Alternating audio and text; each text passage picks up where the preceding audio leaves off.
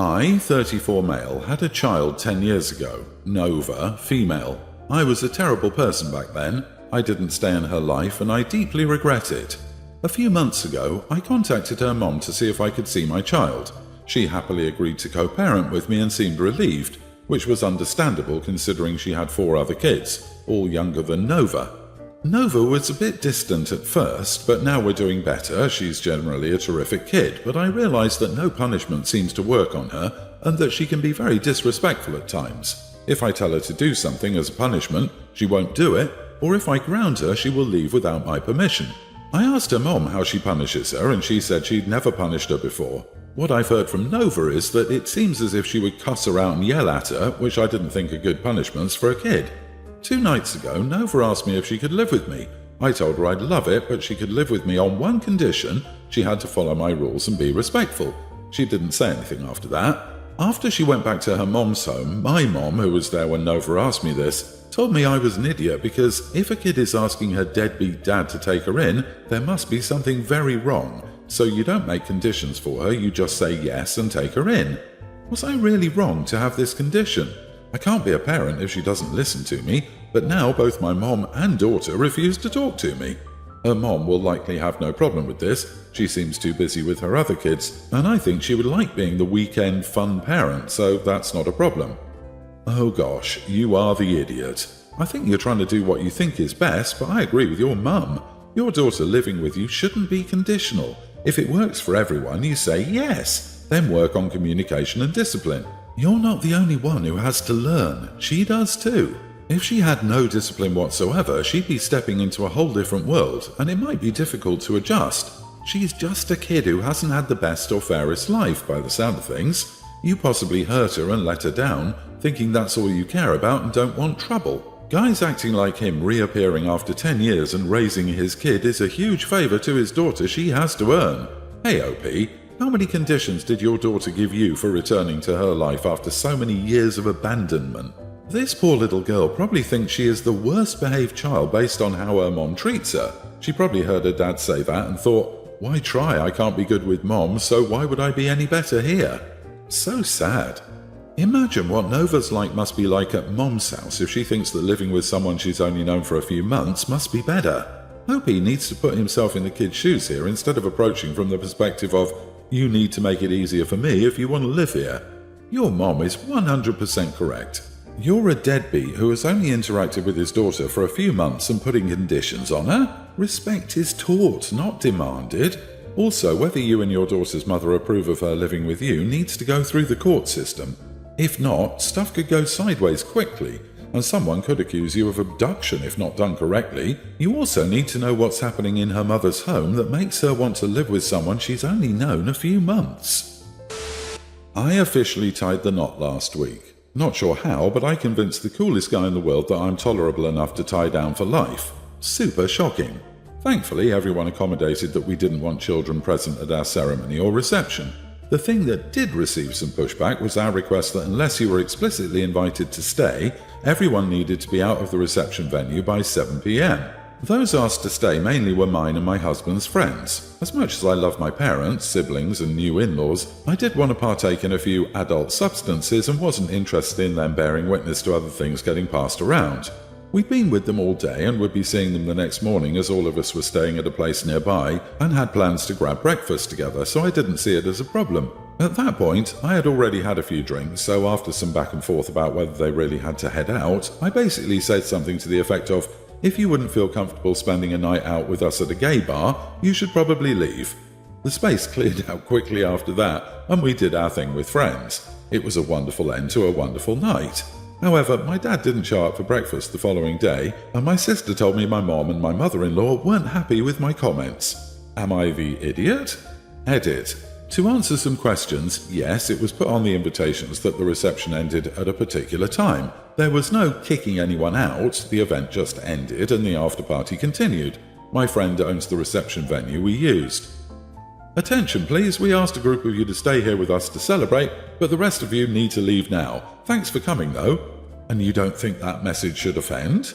LOL, you are the idiot. Agree. I would have no issue if you ended the reception at 7 p.m. and then you and your friends went and did something together that is separate from the reception. But dividing your reception guests into an A-list and B-list and telling the B-list people they have to leave at 7 p.m. before the party is over is rude. It's incredibly awful that both sets of your parents were on the B-list. You kicked your parents out of your reception. This is incredibly tacky.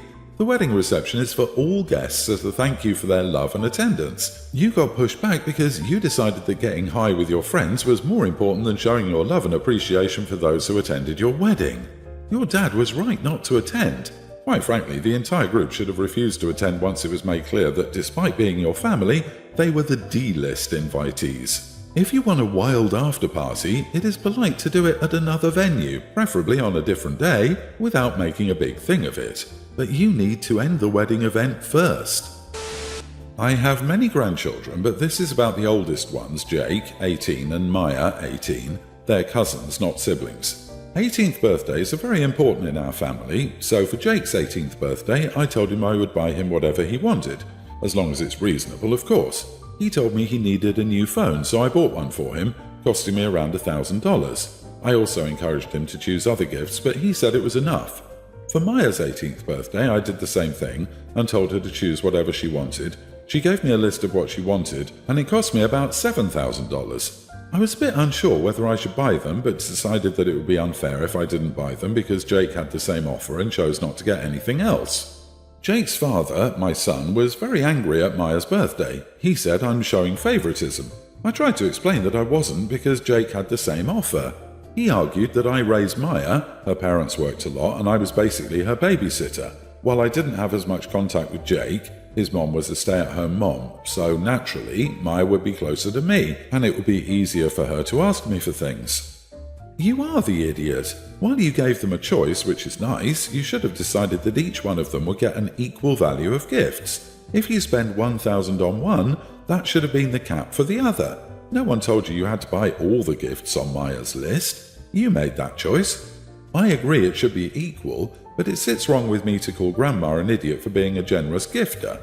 You can see she feels confused and conflicted about what the right thing to do is. She gave both grandkids whatever they asked for, into the thousands of dollars, which is incredibly generous. I don't think she thought through how to offset differential greed, frankly, from her grandkids. If she wanted to go all out to make it right, she could gift her grandson $6,000 in cash to even the score, but that seems a bit excessive. OP literally punished Jake for not being greedy. I do wonder if Maya even expected everything on her list, or if she just gave OP a list of options. If she did, that is greedy. Who spends $7,000 for a birthday? That's college money. I don't fault the grandma for going by what her granddaughter put on her list. Her grandson was offered that and he chose not to. The amount of money spent is ridiculous. Sorry, Grandma, you are way overspending. It's crazy a child would expect to get expensive gifts like that. My mom would have slapped me upside my head for being greedy. Not the idiot, two things. 1. You gave both grandchildren a choice to buy whatever they wanted, and even encouraged your grandson to buy more, but he didn't want to. I would recommend you still reach out to your grandson and make sure he isn't upset with you to be sure. 2. I've seen so many comments saying that you shouldn't be spending the money on your granddaughter.